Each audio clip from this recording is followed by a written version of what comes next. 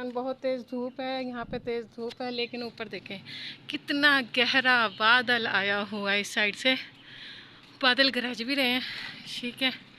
तो इस साइड पे बिल्कुल भी नहीं है बादल, हल्का फुल्का बादल है। लेकिन इस साइड पे जो मेरा राइट साइड है वहाँ पे बहुत गहरे बादल हैं। असल में मैंने ना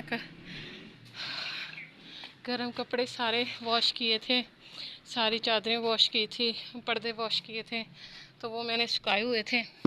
मुझे अब खतरा था कि कहीं पे बारिश बहुत तेज़ ना हो जाए, एकदम से आंधी तेज़ ना आ जाए, तो उस वजह से मैं ऊपर आ गई हूँ इनको उतारने के लिए। अल्लाह अकबर, तौबा, कितनी अरे कितनी गर्मी है। अल्लाह, तेज़ तपती हुई धूप में मुझे जला दिया। उफ, 3-4 महीने हो गए जब से बीमार हुई हूँ। अल्लाह, हाय, धूप की क्या बाहर भी नहीं निकलती, सिर्फ और सिर्फ घर में रहती हैं। इसको पड़ा रहने दे, कौन सा ये उड़ेगी। चलो, अच्छा, ये मेरा घर, खैर चले जी।